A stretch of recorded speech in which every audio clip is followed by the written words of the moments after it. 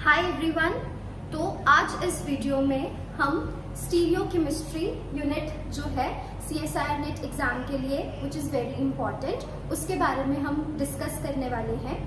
अब स्टीरियोकेमिस्ट्री में जो हमने आज का टॉपिक जिससे डिस्कस करना है that will be very basics of stereochemistry, जिसमें सबसे पहले जो हमने सीखनी है that will be about representation, कि रिप्रेजेंटेशंस क्या होती हैं, ये चीजें हमें आज सीखनी है। और ऑर्गेनिक मॉलिक्यूल्स को पहली बात तो रिप्रेजेंटेशंस क्या होती हैं वो हम सीखेंगे।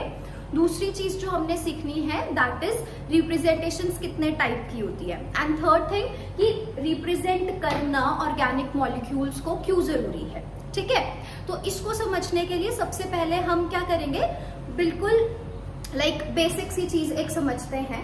For example this is my hand. Okay, अगर मुझे अपने हैंड को अभी मैंने अपने हैंड को इस तरह ओरिएंटेशन में रखा हुआ है, इस ओरिएंटेशन में अगर प्लेस किया है तो क्या मैं अपने हैंड की एग्जैक्ट ड्राइंग बोर्ड के ऊपर ड्रॉ कर सकती हूँ? एग्जैक्टली कर सकते हैं अभी हम, है ना। तो इसकी हैंड की ड्राइंग कैसी हो जाएगी, ये हमने अपने इस तरह से इसकी ड्राइंग कर दी। तो ये हमने ऐसे हमारा हैंड था तो मैंने एज इट इज इसकी ड्राइंग बोर्ड पे हम ड्रॉ कर सकते हैं। बट जैसे मैं अपने हैंड की ओरिएंटेशन को स्लाइटली चेंज करती हूँ, अभी इसकी ओरिएंटेशन इस तरह से है, अब मैं इसको इस तरह से अपने हैंड की ओरिएंटेशन ऐसे कर लेती हूँ। इस ओरिएंटेशन में और इस ओरिएंटेशन में फर्क किस चीज का है? अगर हमारा हैंड इस तरह से प्लेस्ड है दैट मीन्स कि हमारे हैंड का जो प्लेन है वो बिल्कुल बोर्ड के प्लेन के जैसा था, इस वजह से हमने उसको एज इट इज बोर्ड पे ड्रॉ कर दिया, है ना। But now if the orientation of hand is in such a manner, इस केस में डिफरेंस क्या है पिछली ओरिएंटेशन से? मेरी कुछ फिंगर्स बोर्ड के प्लेन से बाहर जा रही हैं, है ना, और जो मेरा थंब है उसकी ओरिएंटेशन कैसी है, वो कैसे जाएगा, बोर्ड के पीछे की तरफ चला जाएगा। अब ऐसी ओरिएंटेशन को हम बोलते हैं कि this is out of the plane. इसमें कुछ चीजें बोर्ड के प्लेन से बाहर हैं, कुछ फिंगर्स बोर्ड के प्लेन से बाहर हैं और कुछ फिंगर्स मेरी बोर्ड के प्लेन के पीछे चली जाएंगी, है ना। तो क्या होता है, ऐसी चीजों को रिप्रेजेंट करना मुश्किल हो जाता है। सिमिलरली 3 डायमेंशनल मॉलिक्यूल्स जो हैं ऑर्गेनिक के, उनको रिप्रेजेंट करना 2D सरफेस पे, जैसे बोर्ड हमारा 2D प्लेन है, आपकी नोटबुक भी कैसी है 2D प्लेन है, तो उसको रिप्रेजेंट करना मुश्किल हो जाएगा।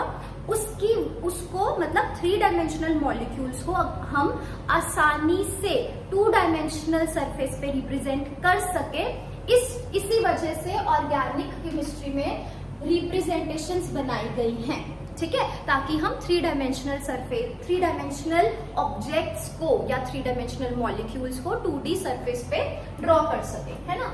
तो जो ओरिएंटेशन इस तरह से है हैंड की, इसको मैं बोर्ड पे ड्रॉ नहीं कर सकती, क्योंकि कुछ फिंगर्स तो बोर्ड के पीछे चली जाएंगी, कुछ फिंगर्स बोर्ड के आगे चली जाएंगे। इसी तरह से जैसे हम बिल्कुल सिंपल सा मॉलिक्यूल डिस्कस करते हैं ऑर्गेनिक का, दिस इज योर मीथेन की अगर हमें ड्राइंग बनानी है तो सबसे पहले मीथेन में हमारे पास एक कार्बन है और ये कार्बन कैसी हाइब्रिडाइज्ड है, इस कार्बन की हाइब्रिडाइजेशन sp3 है, right.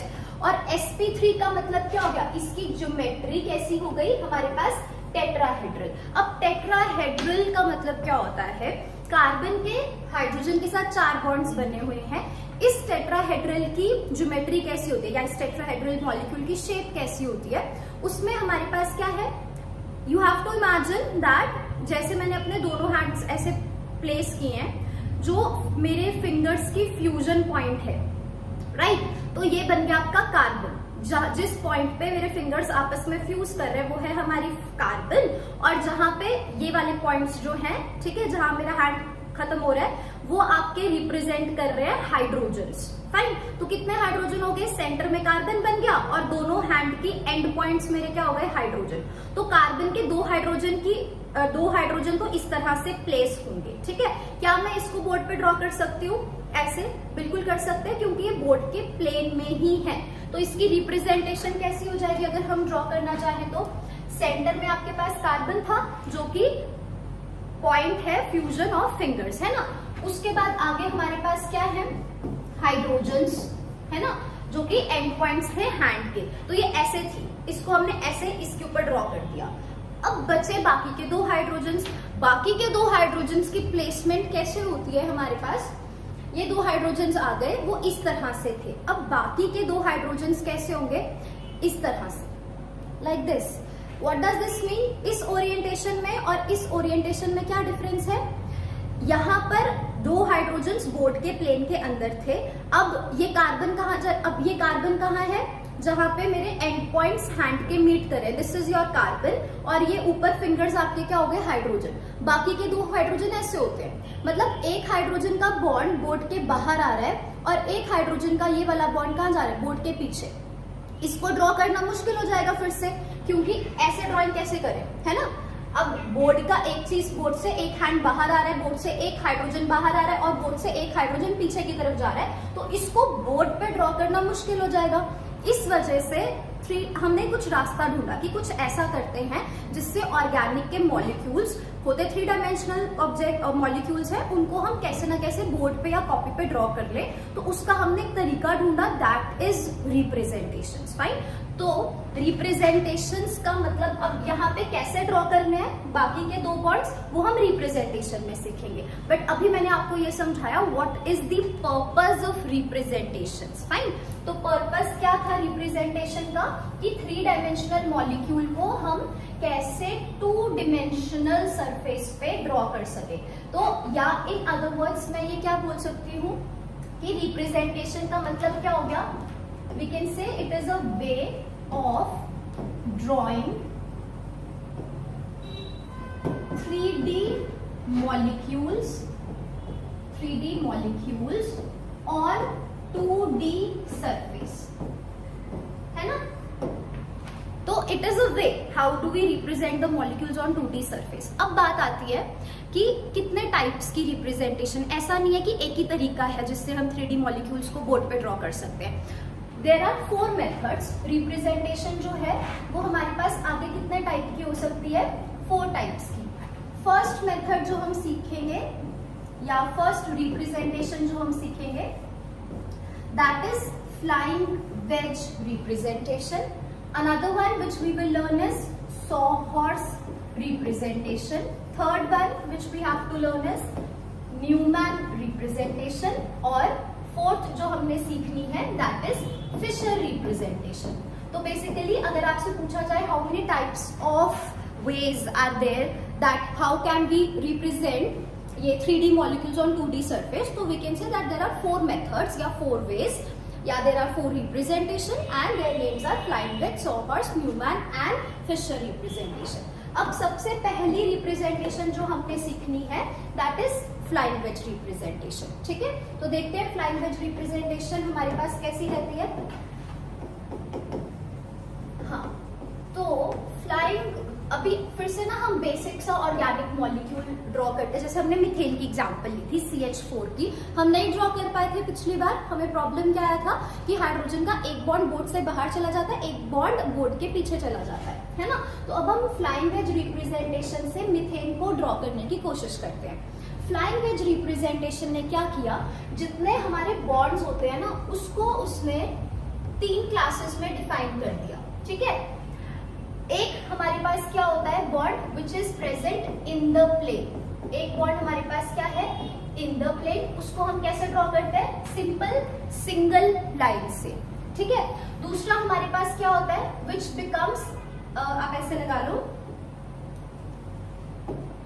It is projecting towards the observer. अब टुवर्ड्स द ऑब्जर्वर का मतलब क्या है यहाँ पर वो भी हम देखेंगे, पर अभी हम लिख लेते हैं टुवर्ड्स। और एक हमारे पास बॉन्ड होता है which is away from observer. ठीक है, बहुत बेसिक सी बात है।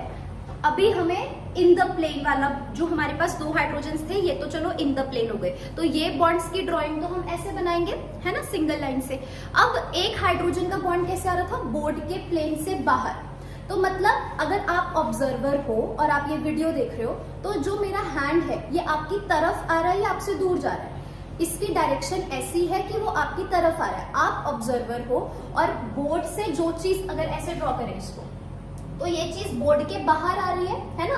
तो जो चीज आउट ऑफ द बोर्ड है या out of the plane of your notebook है वो आपकी तरफ आती है, मतलब this is towards you, towards the observer. तो ये वाला जो हमारे दो हाइड्रोजन ऊपर बाकी के जो दो पेंडिंग थे उनकी ड्राइंग ऐसी थी, एक उनमें से बाहर की तरफ आ रहा है which is towards the observer, और ये वाला हाइड्रोजन कैसा था, ये हैंड कैसा है, ये बोर्ड के पीछे जा रहा है, मतलब आपसे दूर जा रहा है, यू आर द ऑब्जर्वर। तो दैट मीन्स दिस बॉन्ड या this hand is away from the observer. तो उन्होंने क्या किया, जो दो हाइड्रोजन्स हम ड्रॉ नहीं कर पाए थे पहले, उसमें से एक हाइड्रोजन को बोल दिया टुवर्ड्स द ऑब्जर्वर, और उसको, उस बॉन्ड को हम कैसे ड्रॉ करते हैं, इस तरह से, ठीक है। तो इसको नाम क्या दिया गया, this was called as wedge, wedge bond. ऐसे ही अवे को हम कैसे ड्रॉ करते हैं, अवे हम ऐसे ड्रॉ कर देते हैं, और डैश डैश लगा रहे हो तो इसका नाम क्या हो जाता है, this is called as the dashed bond, ठीक है। अब कैसे ड्रॉ करें मिथेन को, मिथेन का स्ट्रक्चर कैसा था, दो हाइड्रोजन्स इस तरह से थे बोर्ड के प्लेन के अंदर, तो उनको ड्रॉ करने में तो कोई प्रॉब्लम नहीं आएगी। एक हाइड्रोजन इस साइड पे है, एक हाइड्रोजन इस साइड पे है। अब एक हाइड्रोजन जो बोर्ड के प्लेन के बाहर था उसको आप ऐसे ड्रॉ तो नहीं कर सकते थे, पर हमने बोल दिया जो बोर्ड के बाहर है चीज उसको हम कैसे बॉन्ड से रिप्रेजेंट करेंगे, वेज। तो ये वेज वाला बॉन्ड मतलब एक हाइड्रोजन क्या है आपकी तरफ और एक हाइड्रोजन कैसा है बोर्ड के पीछे, है ना। तो ये हमने ड्रॉ कर दिया 3D मॉलिक्यूल। इमेजिन कैसे करोगे आप इस 3D मॉलिक्यूल को, ये वाले जो दो बॉन्ड्स हैं वो इस तरह से हैं इन द प्लेन। ये वाला जो हाइड्रोजन है, अगर मैं इसकी नंबरिंग दे दूं और ज्यादा इसको इजी कर देते हैं, this is first, second, third and this is fourth. तो फर्स्ट और सेकंड बॉन्ड तो बोर्ड के अंदर है ना, फर्स्ट और सेकंड हाइड्रोजन बोर्ड के अंदर प्लेस्ड है। थर्ड हाइड्रोजन जो है वो क्या है, बोर्ड के बाहर आपकी तरफ, है ना। और जो फोर्थ हाइड्रोजन है वो बोर्ड के पीछे है आपसे दूर, राइट। तो इस मॉलिक्यूल को हम ऐसे इमेजिन करेंगे, two hydrogens like this, two hydrogens are like this, और इस 3D मॉलिक्यूल को बोर्ड पे हमने इस तरह से रिप्रेजेंट कर दिया। This method of representation is flying wedge representation, fine. अब ना यहीं पे बात खत्म नहीं हो जाती है, हम आगे भी सीखेंगे कि हमारे पास सॉहर्स रिप्रेजेंटेशन कैसी होती है, फिशर कैसी होती है, न्यूमैन कैसी होती है, बट पहले हम फ्लाइंग वेज को और ज्यादा डिटेल में पढ़ेंगे। फ्लाइंग वेज में सिर्फ इतना सा नहीं रहता है, लाइक फॉर एग्जाम्पल आपको पता है कि मॉलिक्यूल्स रूम टेम्परेचर पे क्या करते रहते हैं, एक ही जगह पे तो नहीं रहते। ये मॉलिक्यूल ऐसा था अगर, तो ऐसा नहीं कि ये हमेशा ऐसा ही रहेगा, it keeps on changing the position of atoms, है ना। इसके एटम्स, इसमें मूवमेंट होती रहती है, फाइन। तो हमें बस वो मूवमेंट्स देखनी है, हमें बस वो रोटेशंस करनी है कि क्या क्या मूवमेंट इस पर्टिकुलर मॉलिक्यूल में पॉसिबल है ना, कैसी कैसी रोटेशंस हम इस मॉलिक्यूल में कर सकते हैं। तो बेसिकली अगला जो हमारे पास टॉपिक रहेगा फ्लाइंग वेज में, वो हम सीखेंगे rotations possible in flying wedge representation. कैसे कैसे हम मॉलिक्यूल को रोटेट कर सकते हैं वो हमने सीखना है। उसके लिए हमें क्या करना पड़ेगा, टेट्राहेड्रल कार्बन लेंगे। अब इस टेट्राहेड्रल कार्बन के जितने भी 4 एटम्स थे उन सबको हमने क्या करना है, डिफरेंट डिफरेंट एटम्स ले लेने हैं। One will be A, other B, एक सी ले लो, साथ वाला एक एटम हमने डी ले लिया, ठीक है ना। तो अब हम देखते हैं कि कैसी कैसी रोटेशंस कर सकते हैं। सबसे पहली चीज हमने क्या करनी है, जब भी आप रोटेशन करते हो 4 बॉन्ड्स हैं उनमें से एक को तो कांस्टेंट रखना है, ठीक है। अब आप ऐसे इमेजिन करो कि हमने इन चारों में से कौन सा बॉन्ड कांस्टेंट रख दिया, ए का बॉन्ड कांस्टेंट रख दिया। ए का बॉन्ड कांस्टेंट रखने का मतलब क्या हो गया कि हमने एटम ए की पोजीशन को फिक्स कर दिया, इसको हम चेंज नहीं कर सकते। अब हम क्या करेंगे, like basically it's like this, ये 3 मॉलिक्यूल, ये आपके क्या है, ये जो मेरा हैंड है दिस इज कांस्टेंट, ये क्या है आपका बॉन्ड ए, और फिर आगे 1 2 3 ये क्या है हमारे 3 एटम्स दूसरे, है ना, इस तरह से। तो मान लो ये आपके पास क्या हो गया, सी, ये सी हो गया, एक डी हो गया, एक आपके पास बी हो गया। हम क्या करेंगे, इसको कांस्टेंट रखेंगे, इसको यहाँ पकड़ के रखना है, हमने इसकी पोजीशन चेंज नहीं करनी और मॉलिक्यूल को ऐसे रोटेट करना है, ठीक है। तो क्या हो रहा है, ए की पोजीशन चेंज नहीं हो रही पर सी बी सी डी आपस में अपनी पोजीशंस चेंज कर सकते हैं, वही चीज हमें करनी है बिल्कुल। तो ए बॉन्ड को हमने कांस्टेंट रख दिया। अब हम क्या करेंगे, रोटेशन करेंगे। कितनी रोटेशन करनी है, ए बॉन्ड कांस्टेंट रख के हम सिस्टम को या मॉलिक्यूल को रोटेट करेंगे 120 डिग्री, लेट्स से क्लॉकवाइज, ठीक है। तो क्लॉकवाइज रोटेशन कैसी होती है, इफ दिस इज 12 1 2 है ना, तो मतलब ये ऐसे है ना, आपका आर या मिनट हैंड जो होता है वो इस तरह से रोटेट करे तो ये हम बोलेंगे क्लॉकवाइज रोटेशन है ना। तो ये इस तरह से हमारी क्लॉकवाइज रोटेशन हमें करनी है, ठीक है। अब क्लॉकवाइज रोटेशन करेंगे तो क्या होगा, मतलब आपने ऐसे रोटेशन करना है, ये हो गई क्लॉकवाइज। कितने एंगल से करनी है, 120 डिग्री से। अब क्या होता है ना कि ये जो डी और सी के बीच में ये एंगल जितना बन रहा है, करीब करीब ये कितना रहता है, 120 डिग्री का, ठीक है ना। तो पढ़ते हो ना टेट्राहेड्रल एंगल कितना होता है, 109 डिग्री 28 मिनट्स। तो करीब करीब हम कह देते हैं कि हाँ 120 डिग्री ही है वो। तो जब आप इसको 120 डिग्री क्लॉकवाइज रोटेट करोगे तो क्या होगा, डी और सी के बीच में एंगल कितना था, 120 डिग्री। डी को 120 डिग्री रोटेट, ऐसा है डी को 120 डिग्री रोटेट करोगे तो वो कहाँ चला जाएगा, सी की पोजीशन पे। सी को फर्दर अब रोटेट आपने पूरे मॉलिक्यूल को किया है तो डी सी की जगह आ जाएगा। सी और बी के बीच में एंगल कितना था, 120 डिग्री। सी किसकी जगह आ जाएगा, बी की जगह। और फिर बी कहाँ चला जाएगा, ए तो कांस्टेंट ही रहा, उसको हम चेंज नहीं कर रहे, हमने ए को कांस्टेंट रखा है और इन तीनों बॉन्ड्स को हम ऐसे रोटेट कर रहे हैं, इन दिनों एटम्स की पोजीशंस चेंज हो रही है। तो बी कहाँ जाएगा, 120 डिग्री रोटेशन करने पर क्लॉकवाइज, ये क्लॉकवाइज हो गया ना आपका सारा, तो B will occupy position of D. तो अब हम इसका रोटेशन करने के बाद हमारे पास मॉलिक्यूल कैसा बनेगा वो ड्रॉ करते हैं। एक का बॉन्ड रहेगा कांस्टेंट, जो बॉन्ड आपका पीछे की तरफ था बैकवर्ड्स वो तो बैकवर्ड्स ही रहेगा, टूवर्ड्स जो था वो भी टूवर्ड्स रहेगा, और एक इन द प्लेन था वो भी इन द प्लेन रहेगा। पर फर्क क्या पड़ता है, देखो डी पहले कैसा था, बोर्ड के पीछे, तो जब बी डी की पोजीशन ऑक्यूपाई करेगा उसका मतलब क्या हो गया, बी बोर्ड के पीछे चला जाएगा। डी पहले बोर्ड के पीछे था, अब वो सी की जगह आ गया, मतलब अब वो बोर्ड के आगे की तरफ आ जाएगा। और सी पहले कहां पर था, आउट ऑफ द प्लेन, मतलब टुवर्ड्स द ऑब्जर्वर पहले था। 120 डिग्री रोटेशन करने के बाद वो कहां आ जाएगा, बी की जगह, मतलब कैसा आ जाएगा, इन द प्लेन। तो जब आप रोटेशन करते हो तो ऐसा नहीं है कि आपने अवे टुवर्ड्स चेंज करना है, नहीं, आपने सिर्फ एटम्स की पोजीशन चेंज करनी है, ठीक है। तो मैंने टुवर्ड्स अवे जैसे पहले ड्रॉ किया हुआ था बिल्कुल वैसे ही अभी ड्रॉ किया है। बस हम क्या करेंगे, डी को उठाकर सी की जगह रख देंगे, है ना। सी को उठा के हमने डी को उठाकर हमने क्या किया, उसको सी की जगह रख दिया।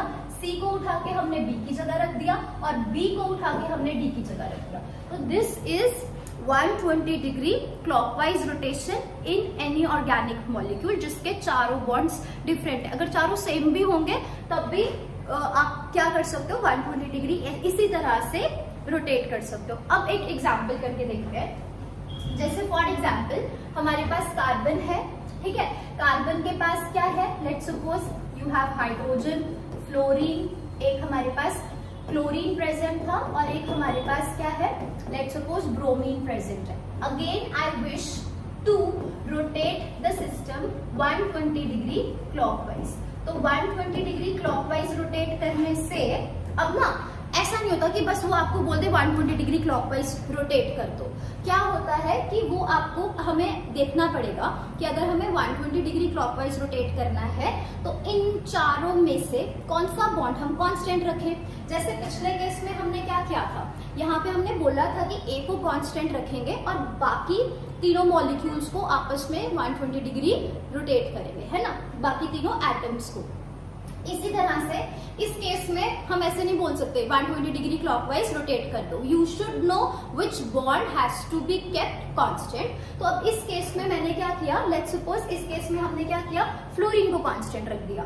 तो जब हम फ्लोरीन को कांस्टेंट रखेंगे और अब सिस्टम को कैसे रोटेट करना है, अगेन क्लॉकवाइज। क्लॉकवाइज का मतलब क्या हो जाएगा, इस तरह से ऐसे जाना चाहिए आपका एरो, इस तरह से, ये होती है क्लॉकवाइज, है ना। तो यहां से ब्रोमीन कहां चला जाएगा, क्लोरीन की जगह, है ना। आप इसको इजी वे में कैसे याद रख सकते हो, एक बॉन्ड कांस्टेंट रखेंगे और तब अगर हम एटम्स को 120 डिग्री रोटेट करते हैं तो ये तीन एटम्स आपस में अपनी पोजीशन को इंटरचेंज कर लेते हैं, है ना। तो ब्रोमीन क्लोरीन की जगह चला जाएगा, क्लोरीन हाइड्रोजन की जगह आ जाएगा और हाइड्रोजन कहाँ चला जाएगा, Br की जगह। ठीक है, सिंपल सी बात है। अब इसकी फाइनल इमेज ड्रॉ कैसे करेंगे, अगेन फ्लोरीन का बॉन्ड कांस्टेंट रखा हमने, बाकी के बॉन्ड्स ड्रॉ वैसे ही करने हैं जैसे आपने पहले ड्रॉ किए थे, बिल्कुल वैसे ही हम इसे ड्रॉ करेंगे। तो एक बॉन्ड टुवर्ड्स, एक बॉन्ड हमारे पास अवे। अब ब्रोमीन अवे से कहाँ आ गया, टुवर्ड्स में। क्लोरीन टुवर्ड्स से कहाँ चला गया, इन द प्लेन। तो यहाँ पे हमारे पास क्लोरीन आ जाएगा और हाइड्रोजन इन द प्लेन से कहाँ चला गया, Br की जगह। तो यहाँ क्या आ जाएगा हमारे पास, हाइड्रोजन। ठीक है ना। तो ये हमने सीख ली 120 degree rotation flying wedge representation में। फाइन। अब ऐसा क्या है कि देखो एग्जाम में आपके पास ऐसा क्वेश्चन तो नहीं आता कि रोटेशन करो 120 डिग्री, बिल्कुल भी नहीं। कॉम्प्लेक्स क्वेश्चंस आते हैं, बट कॉम्प्लेक्स क्वेश्चंस की तरफ आप अप्रोच तब कर सकते हो जब आपका बेस बिल्कुल क्लियर है ना। तो इट्स लाइक कि हाँ, आपको एक एक करके स्टेयर चढ़ना है। तो पहले हम फर्स्ट स्टेयर, मतलब आपका बिल्कुल बेसिक क्लियर होना चाहिए, उसके बाद धीरे धीरे हमने एडवांस लेवल पे जाना है ना। तो अभी हमने जैसे 120 डिग्री क्लॉकवाइज रोटेशन सीख ली, ऐसे ही हमारे पास एंटी क्लॉकवाइज भी हो सकती है ना। तो वो तो कोई ज्यादा डिफिकल्ट नहीं रहेगा। आपने एक रोटेशन सीख ली, तो अब आप क्या करो, अपने आप, है ना, एंटी क्लॉकवाइज रोटेशन ट्राई करना। ठीक है। तो एक एग्जाम्पल मैं यहाँ करती हूँ, बट आपने यहाँ से देखनी नहीं है, आपने पहले खुद से ट्राई करनी है। ठीक है। और फिर मैच करना कि क्या हमारा सेम आंसर बन रहा है या नहीं। तो ये आपके पास कार्बन, हाइड्रोजन, फ्लोरीन, इधर हमारे पास है क्लोरीन का एटम और अवे में हमने ले लिया Br का एटम। अब हम क्या कर रहे हैं, हाइड्रोजन के बॉन्ड को अगेन एक बॉन्ड मैंने आपको बता दिया कि भाई हमने हाइड्रोजन को कांस्टेंट रखना है, और फिर मैंने बोला कि चलो अब बाकी तीनों को एंटी क्लॉकवाइज रोटेशन दो। तो उससे आप खुद से ट्राई करो, आपका क्या आंसर आएगा, 120 डिग्री एंटी क्लॉकवाइज रोटेशन करनी है। तो ये आपने खुद से ट्राई करना है, मैं आपको इसका आंसर बताऊंगी, पर वीडियो पॉज करो, वीडियो पॉज करके पहले खुद से 120 डिग्री फटाफट से एंटी क्लॉकवाइज इसका आंसर बना लो। ठीक है, वीडियो पॉज करके आंसर बना लो इसका। तो अब देखते हैं कि कैसे करेंगे 120 degree anti clockwise. Anti clockwise rotation कैसे हो जाती है, अगर ये क्लॉक है आपके पास 12, 1, 2, है ना, 11, 10 ऐसे, तो ये होती है क्लॉकवाइज। इसे हम बोलते हैं ये क्लॉकवाइज रोटेशन है। तो ये एरो याद रखना है, 12, 1, 2 नहीं याद रखना आपने, एरो याद रखना है। ठीक है ना। तो ये एरो मतलब क्लॉकवाइज रोटेशन, जैसे क्लॉक घूमता है वैसे। और ये क्या हो जाएगी फिर, this will be your anti clockwise rotation. ठीक है। तो ये क्या हो गई, क्लॉकवाइज, है ना, और ये वाली रोटेशन क्या होगी हमारे पास, एंटी क्लॉकवाइज। तो अभी हमने क्या करनी है, क्लॉकवाइज या anti clockwise, anti clockwise. Clockwise हमने सीख लिया, हम करेंगे एंटी क्लॉकवाइज रोटेशन हाइड्रोजन को कांस्टेंट रखकर। तो क्या कर रहे हैं, अब हाइड्रोजन तो कांस्टेंट है, एंटी क्लॉकवाइज करेंगे तो बाकी के तीन एटम्स अपनी position with respect to each other change कर लेंगे। क्लॉक पर करना कैसे, एंटी क्लॉकवाइज। तो फ्लोरीन क्लोरीन की पोजीशन पे, क्लोरीन ब्रोमीन की पोजीशन पे, ब्रोमीन फ्लोरीन की पोजीशन पे। देखो ये कैसी मोशन है हमारा, यही होता है ना एंटी क्लॉकवाइज। कैसे क्या था, ऐसे, ये होती है एंटी क्लॉकवाइज। तो ये हमारे पास तीन एटम्स अपनी position with respect to each other change कर लेंगे। इसका फाइनल ड्राइंग, फाइनल आंसर अब मैच कर लो। क्या आपने सबने ऐसा ही बनाया है, यहाँ पे हमारे पास ब्रोमीन अवे से इन द प्लेन चला जाएगा, फ्लोरीन इन द प्लेन से कहाँ चला जाएगा, क्लोरीन की जगह, तो यहाँ पे हम क्या ड्रॉ करेंगे, फ्लोरीन, और क्लोरीन कहाँ चला जाएगा हमारा, Br की जगह। तो ये आपका फाइनल आंसर होना चाहिए, Br फ्लोरीन इन क्लोरीन, ठीक है ना। तो हमने 120 degree clockwise anti clockwise rotation सीख ली है ना। आप ऐसे क्या कर सकते हो, ये आपका क्या कर सकते हो, यहाँ पे ABCD एटम्स भी मान सकते हो सीखने के लिए, या नॉर्मल जो एटम्स है केमिस्ट्री के, फ्लोरीन क्लोरीन ब्रोमीन, वो भी इमेजिन करके अपनी तरफ से रोटेशंस ट्राई कर सकते हो। नेक्स्ट रोटेशन 120 डिग्री हो गया।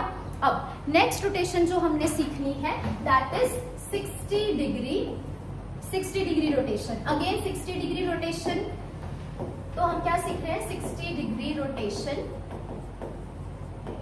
इसमें सीख रहे हैं फ्लाइंग वेज में। देखो जैसे मैंने आपको फ्लाइंग वेज में सिखाई है 120 60 है ना, ऐसे ही सॉहर्ट्स में भी होती है रोटेशन, वो भी हमने सीखनी है। न्यूमैन में कैसे रोटेशन करना है वो भी आपको सीखना है, तो ये सारी चीजें हम सीखेंगे, ठीक है। अभी हम 60 डिग्री फ्लाइंग वेज में सीखते हैं। तो फिर से वही सेम मॉलिक्यूल हम ड्रॉ करेंगे, हाइड्रोजन, फ्लोरीन, क्लोरीन, और ये हमारे पास आ गया Br, ठीक है। और मैंने क्वेश्चन क्या पूछा आपसे, इसको रोटेट करो 60 डिग्री क्लॉकवाइज। अब बहुत बहुत इजी है ये भी।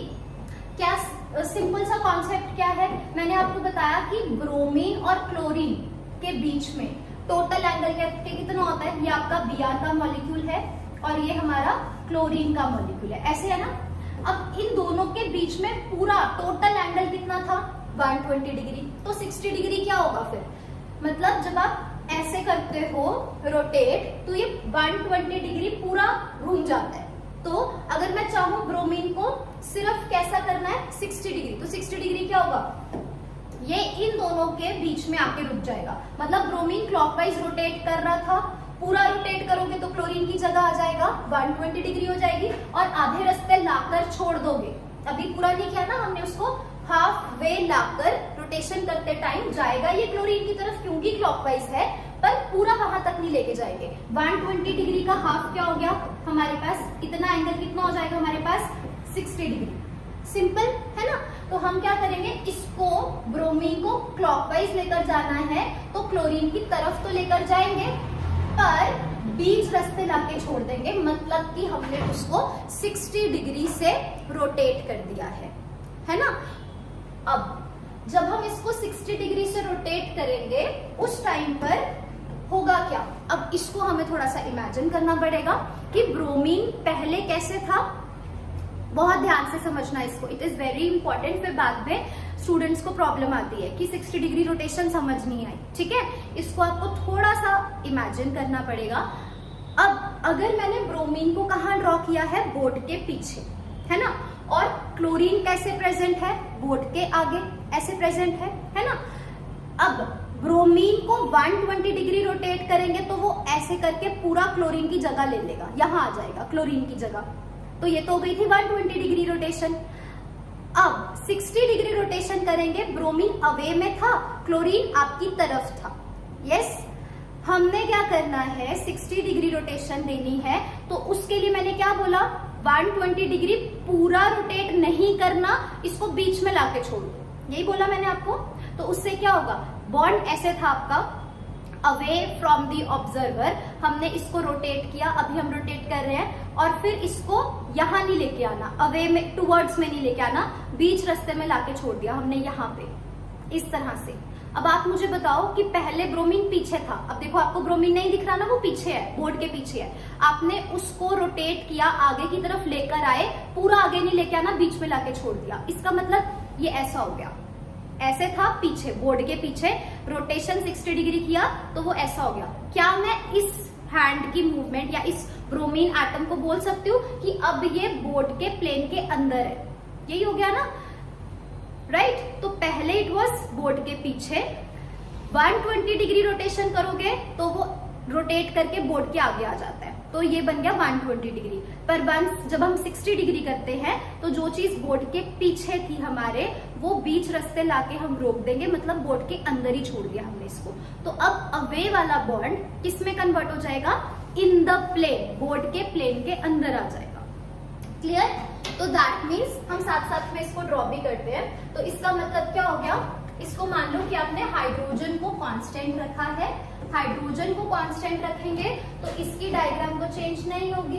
अब ब्रोमीन क्या हो गया, अवे में था, 60 डिग्री क्लॉकवाइज किया तो वो आ गया बोर्ड के प्लेन के अंदर, है ना। तो इन द प्लेन कैसे ड्रॉ किया हुआ है इसमें, यहाँ ऐसे, तो इसको हम ऐसे ही ड्रॉ करेंगे, इन द प्लेन बॉन्ड, मतलब बोर्ड के अंदर आ गया। अब फिर देखते हैं कि 60 डिग्री रोटेट करने के बाद हमारे पास जो क्लोरीन है, क्लोरीन एटम, वो कहाँ चला जाएगा।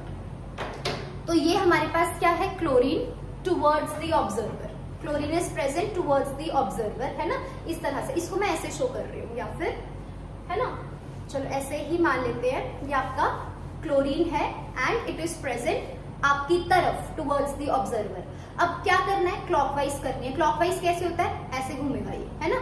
तो अब मैं इसको रोटेट करूंगी तो ये ऐसे चला जाएगा, मतलब ये अगेन किस में आ गया, बोर्ड के प्लेन के अंदर। ऐसे थी ना ये चीज, दिस वाज ब्रोमीन आपकी तरफ टुवर्ड्स दी ऑब्जर्वर। अब इसको हम घुमाएंगे, ऐसे घुमाएंगे और इधर जहां पे मेरी आर्म है यहां लाके रोक देना इसको, मतलब आपने इसको पूरा ऐसे कर लेना। फाइन, तो इसकी हैंड की ओरिएंटेशन कैसी हो गई, इस तरह से, नीचे ऐसे, ठीक है। तो ये भी हमारे पास कैसे चला गया, बोर्ड में, एक सेकेंड, इस चीज को ध्यान से देखना कि इसकी ओरिएंटेशन जो है 60 डिग्री हमने कैसी करी है, क्लॉकवाइज, है ना। तो अगर ये ऐसे था और मैं इसको ऐसे कन्वर्ट कर रही हूं तो इसमें कंफ्यूज मत हो जाना कि ये बोर्ड के प्लेन के अंदर ही आ गया। 120 डिग्री आपकी, अभी देखो टुवर्ड्स दी ऑब्जर्वर है, आपकी तरफ है ना। अब जब आप इसको 120 डिग्री करते तो ये पूरा यहाँ आ जाता, आर्म के पास, आर्म के साथ ओवरलैप कर जाता आपकी, है ना। पर अब हमने इसको सिर्फ 60 डिग्री करना है। 60 डिग्री का मतलब क्या हो गया, ये मेरा हैंड है, ये मेरी आर्म है, इन दोनों के बीच में लाके रोक दिया तो ये ऐसा हो जाएगा सिस्टम, है ना। मतलब रहा तो अभी भी टुवर्ड्स, पर पहले ऐसे ऊपर की तरफ था और अब अभी भी आपकी तरफ ही है, देखो अभी भी आपकी तरफ है, टुवर्ड्स द ऑब्जर्वर है, पर थोड़ा सा इसकी डायरेक्शन नीचे की तरफ हो गई। तो वेरी इंपॉर्टेंट, हमारे पास जो टुवर्ड्स का बॉन्ड था क्लोरीन का, वो अभी पहले भी कैसा था, टुवर्ड्स, अभी भी कैसा रहेगा, टुवर्ड्स दी ऑब्जर्वर ही रहेगा। बस इसकी डायरेक्शन जो है वो पहले ऐसे अपवर्ड्स थी और अब वो ऐसे डाउनवर्ड्स हो जाएगी, ठीक है। बाकी अब हम लास्ट जो हमारे पास बचता है, क्लोरीन कर लिया हमने डिस्कस, है ना। बाकी बचेगा हमारे पास फ्लोरीन, जो कि इन द प्लेन है और उसको हम रोटेट कर रहे हैं 60 डिग्री क्लॉकवाइज। तो ये आपके, चलो ऐसे लगा लो, है ना। ये फ्लोरीन है, कैसे प्रेजेंट है, बोर्ड के प्लेन के अंदर, तो ये ऐसा हो गया सिस्टम, है ना। अब इसको क्या करना है, हमें एंटी क्लॉकवाइज रोटेट करना है। तो जब आप इसे क्लॉकवाइज रोटेट करोगे, क्लॉकवाइज क्या होती है, रोटेशन इस तरह से, तो जब आप इसे रोटेट करोगे तो ये क्या चला जाएगा, इन द प्लेन था, अब ये कैसे चला गया, इस तरह से। तो मतलब ये कहाँ जा रहा है, बोर्ड के पीछे। तो इसका मतलब जो हमारे पास फ्लोरीन था पहले इन द प्लेन था, अभी कहाँ चला गया हमारे पास, अवे फ्रॉम दी ऑब्जर्वर। तो this is 60 degree clockwise rotation. Fine, तो आज यहीं तक करेंगे हम, ठीक है। बाकी 60 डिग्री में स्टूडेंट्स को थोड़ी सी डिफिकल्टी आती है, दैट इज नॉर्मल, नेचुरल है, थोड़ा सा मुश्किल लगता है इमेजिन करना, ठीक है। तो हम अगली क्लास में इसको और किसी मेथड से या किसी और ट्रिक से समझने की कोशिश करेंगे 60 डिग्री। बट हाँ, इसमें हमारे पास थोड़ा सा डिफरेंट चीज होती है, तीनों एटम्स आपस में अपनी पोजीशन इंटरचेंज नहीं करेंगे, ठीक है, बट बल्कि दो बॉन्ड्स जो हैं आपका, उनका जो सेंटर है उसमें आके एक एटम रुक जाता है, that is the main concept. Fine, तो आज हम इतना ही करेंगे। नेक्स्ट क्लास में हम सीखेंगे अगेन दोबारा से 60 degree rotations, clockwise and anti clockwise. Okay.